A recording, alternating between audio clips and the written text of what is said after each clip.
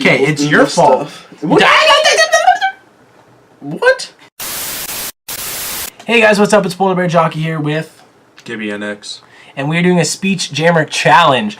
So what's gonna happen is we're gonna have some short stories here that we're gonna try and read. Gibby's gonna go first. We've each had a little bit of practice with it. He's had some practice today. I haven't had any today specifically, but I've had a little bit more practice, so I think it kind of equals out. So anyway, he's gonna try and read you guys a nice long story here. I think you have the speech jammer. He's gonna try and read you guys a nice long story and Short story. well, it's actually a short story, but it's gonna feel long with us reading it. So he's got the speech jammer on right now. Basically, what it is you put on a headset and it just plays back what you're saying to you, but at a small delay. And because it does this, it really messes up your speech pattern. I don't really know the science behind how it works, but anyway, we're gonna jump right into things. So he's gonna read us the story of the cunning fox and the clever stork. Once upon a time, there lived a very cunning and mischievous fox. He used to speak to other animals sweetly and gain their trust before playing tricks on them. One day the fox met a stork. He befriended the stork and acted like a very good friend.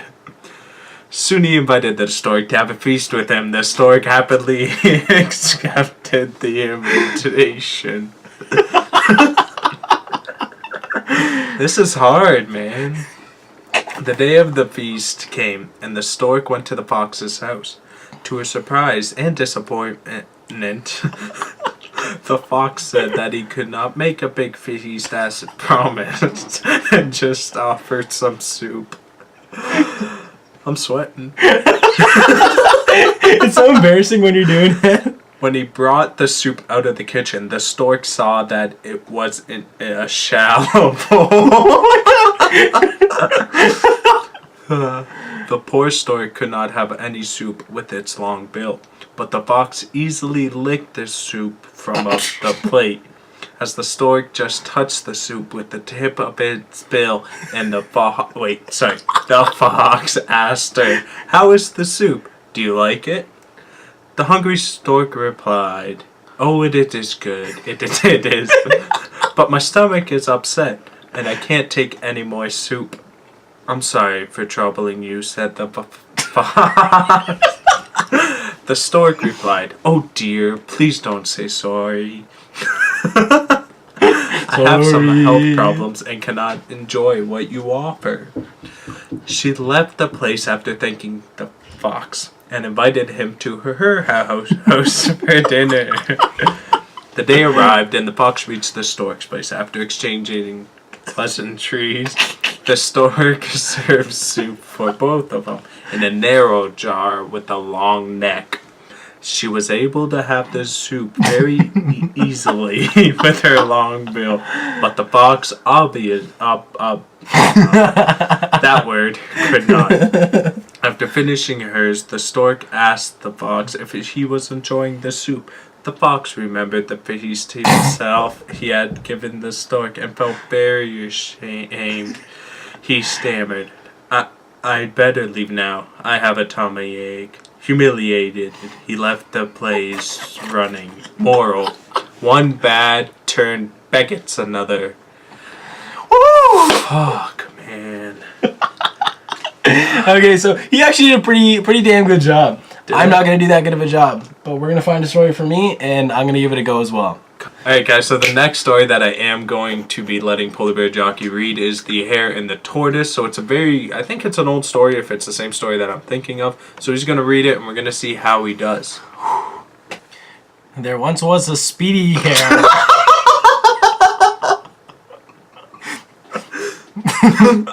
Don't laugh, at least I wasn't like... I know, it's hard. I'm never good at this. There once was a speedy hare who bragged about how fast he could run. Tired of hearing him boast, the tortoise challenged to a race. All the animals in the forest gathered to watch. The hare ran down the road.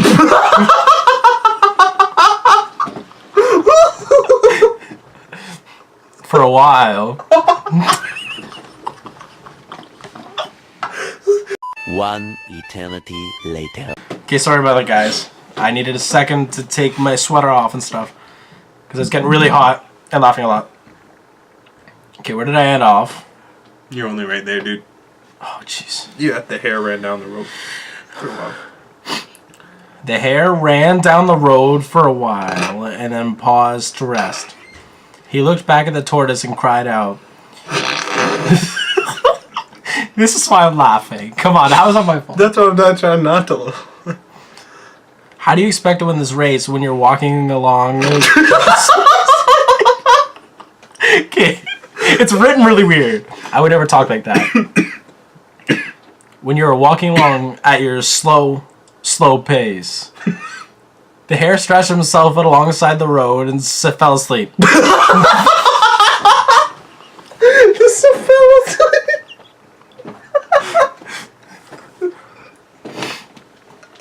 Thinking, there's plenty of time to relax. The tortoise walked and walked, never stopping.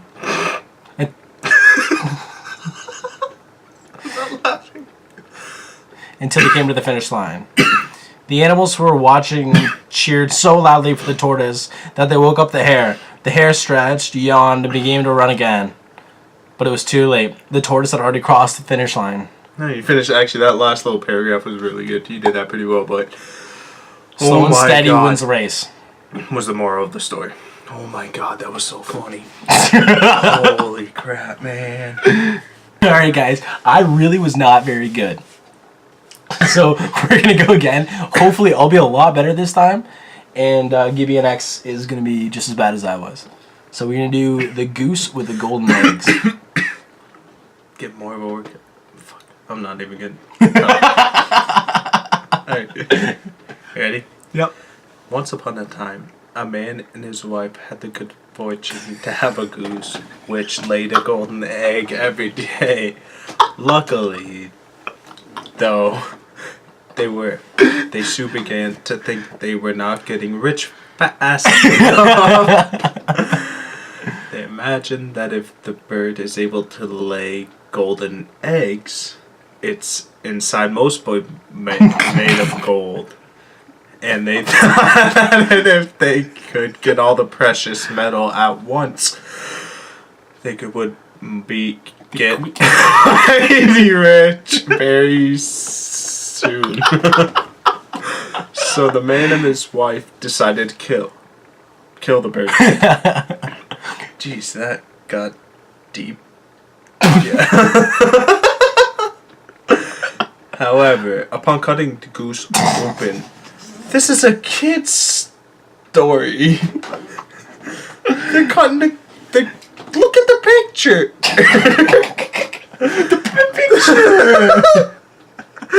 So, anyways, however, upon cutting the goose open, they were shocked to find that its innards were like that of any other goose.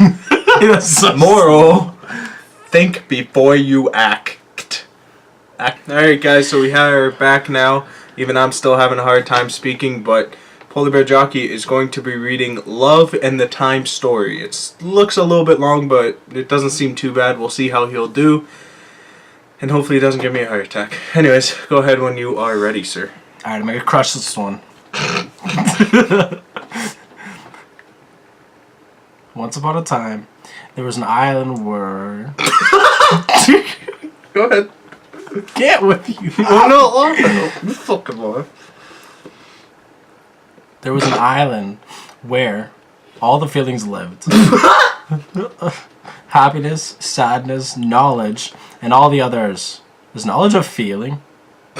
Just fucking keep going. Including love. Yeah, you laughed that time. It wasn't me.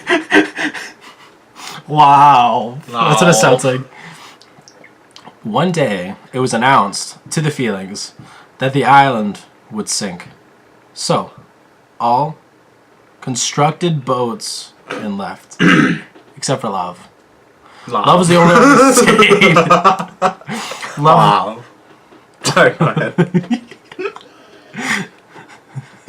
I'm not... This is hard.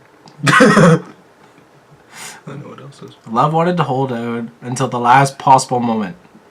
When the island out almost sunk, Love decided to ask for help. Richness, which is not a feeling. Richness is not a feeling. I don't know what I would be. Just read.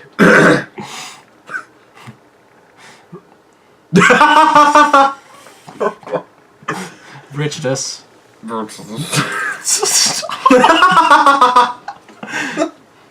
was passing by Love in a grand boat. Love said, Richness, can you take me with you? Richness answered, No, I can't.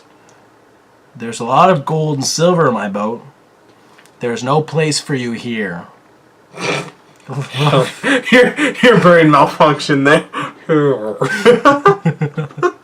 Love decided to ask Vanity, who was also passing by in a beautiful vessel.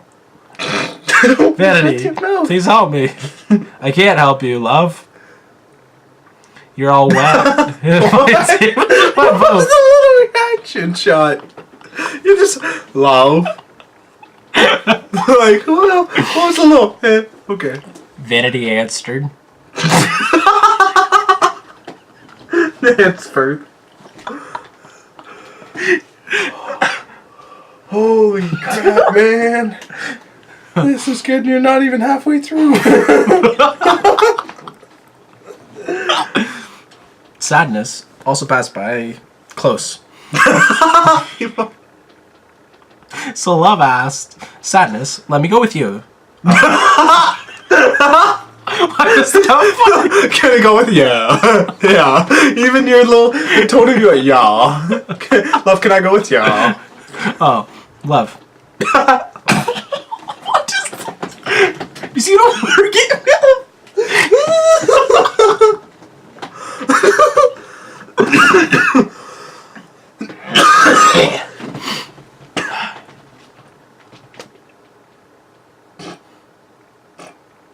Okay.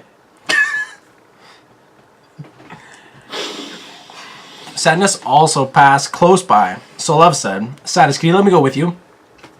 Oh, Love, I am so sad that I need to be by myself.